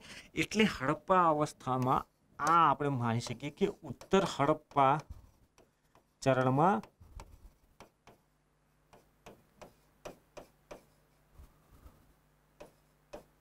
ગામડાઓ તરફ પલાયન. એટલે હવે આ જે પર્યાવરણીય નિમ્નીકરણ અને જળવાયુ પરિવર્તન, આ બે અવસ્થાઓ છે એ હડપ્પા સભ્યતાના જે પતન થયું, ક્રમિક પતન, એક જ દિવસમાં તો થયું નહીં, 100, 200, 300 વર્ષનો સમયગાળો લાગ્યો છે. અને આ 200-300 વર્ષના સમયગાળામાં જે શહેરોમાંથી લોકો વિસ્થાપિત થઈ અને ગામડાઓ તરફ આવ્યા અને ગામડાઓમાં એક નવા ચરણની જે શરૂઆત થઈ ઉત્તર હડપ્પાને, એની બરાબર સમજૂતી આ બે આપી શકે. કયું? જળવાયુ પરિવર્તન અને પર્યાવરણીય નિમ્નીકરણ. એક્ઝેક્ટ એ સમજૂતી આપી શકે. અને એ સમજૂતીમાં આપણે ઉત્તર હડપ્પામાં જે શહેરી હડપ્પા સાથેના જે કનેક્ટિવિટી છે અથવા તો શહેરી હડપ્પાની અમુક જે લાક્ષણિકતાઓ ઉત્તર હડપ્પામાં જોવા મળે છે એની પણ આપણે સમજૂતી આપી શકીએ. તો આટલું બધું આપણે જોઈએ પર્યાવરણીય નિમ્નીકરણ. બંનેનું એ જે કોમન એલિમેન્ટ છે જળવાયુ પરિવર્તન એટલે કૃષિ ઉત્પાદનમાં ઘટાડો, પાણી છે નહીં પીવા માટે, ખાદ્યાન્નની અછત છે, કોઈ એક લોકલ પોપ્યુલેશન હોય, આજુબાજુનો જે વિસ્તાર હોય જ્યાં નજીકના વિસ્તારમાં કૃષિ થતી હોય એના કૃષિ ઉત્પાદનમાં ઘટાડો થઈ ગયો, હવે છેક દૂરથી ખોરાક આવે ના આવે એની અનિશ્ચિતતાઓ થઈ ગઈ. એટલે કે દરેકે શું, હવે જે સેન્ટ્રલાઇઝ જે શાસક વર્ગ હોય એ બધે આજુબાજુના વિસ્તારોમાંથી પોતે પ્રોક્યોરિંગ કરતો, ફૂડનું અથવા તો ગ્રેઇનનું પ્રોક્યોરિંગ એને સ્ટોર કરતો, એ બધી વ્યવસ્થા હવે પડી ભાંગી. હવે શું કરવાનું? સૌને પોતપોતાની રીતે પોતાની વ્યવસ્થા કરી લેવાની. એટલે લોકો માઇગ્રેટ થઈ ગયા. એટલે આને બેટર એક્સપ્લેન કરી શકે છે હડપ્પા સભ્યતાના પતનને જળવાયુ પરિવર્તન અને હડપ્પા સભ્યતાવાસીઓની પોતાની જ એવી વે ઓફ લાઈફ જેના કારણે એમનું જે આસપાસનું પર્યાવરણ હતું એ પર્યાવરણનું ડિગ્રેડેશન થયું. એટલે આના સમર્થનમાં આપણે પેલું પણ તર્ક આપી શકીએ, જે હડપ્પા સભ્યતામાં આપણે પ્રાણીઓ અથવા સીલ્સ અથવા મોર જોઈ શકીએ જળવાયુ પરિવર્તન, જેમ કે ગેંડો, હાથી, વાઘ, આવા જે પ્રાણીઓ છે પ્રમાણમાં વધારે ડેન્સલી અથવા તો ફોરેસ્ટેડ જે વિસ્તાર હોય, વધારે રેઇનફોલવાળા વિસ્તારમાં રહેતા હોય. પણ પાછળથી આપણે અત્યારે વર્તમાનમાં જોઈએ તો આ ક્ષેત્રમાં ક્યાંય પણ એવા પ્રાણીઓ આપણને જોવા મળતા નથી, નેચરલ હેબિટેટ રહ્યું નથી. એટલે ચોક્કસપણે જળવાયુ પરિવર્તનની પણ શરૂઆત થઈ છે. અને હડપ્પાવાસીઓ એવા જળવાયુ પરિવર્તનમાં રહેવા માટે ટેવાયેલા નહીં હોય, એડેપ્શન માટે ટેવાયેલા નહીં હોય, એમના જોડે એડેપ્શનની એ મિકેનિઝમ નહીં હોય. એટલે એડેપ્શન માટે એમણે એક જ રસ્તો અપનાવ્યો કે ચલો ભાઈ ગામડાઓ તરફ અથવા તો સુદૂર વિસ્તારોમાં જઈએ. એટલે હડપ્પાવાસીઓમાં લેટર હડપ્પા ફેઝમાં જોજો તમે, આપણે ગુજરાતની એક એક્ઝામ્પલથી સમજીએ તો કચ્છમાં અને આ જે નોર્થન ભાગ છે ત્યાં હડપ્પા કેન્દ્ર સ્થળો છે. તો મેચ્યોર હડપ્પા સ્ટેજના મોટાભાગના સ્થળો આ ક્ષેત્રમાં છે, મેચ્યોર હડપ્પા. પણ લેટર હડપ્પામાં ક્યાં આવે છે? સૌરાષ્ટ્ર, જે જુનાગઢ, સોમનાથ અને એ જે ભાગ છે, લેટર હડપ્પાના મેક્સિમમ સ્થળો આપણને સાઉથમાં જોવા મળે છે. એટલે લોકોનું માઇગ્રેશન થયું. તો આ વાત કરી આપણે હડપ્પા સભ્યતાના પતનની.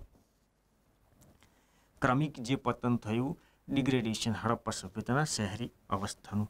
હવે મિત્રો આપણે નેક્સ્ટ લેક્ચરમાં ગુજરાતના જે હડપ્પા અને ઉત્તર હડપ્પા સ્થળો વિશે આપણે માહિતી મેળવીશું ખૂબ જ ટૂંકમાં. એ સાથે આપણું સિંધુ સભ્યતાનું જે ટોપિક છે જીપીએસસી સિલેબસનું એ પૂર્ણ થશે. ત્યાં સુધી મિત્રો રજા આપો. નમસ્કાર.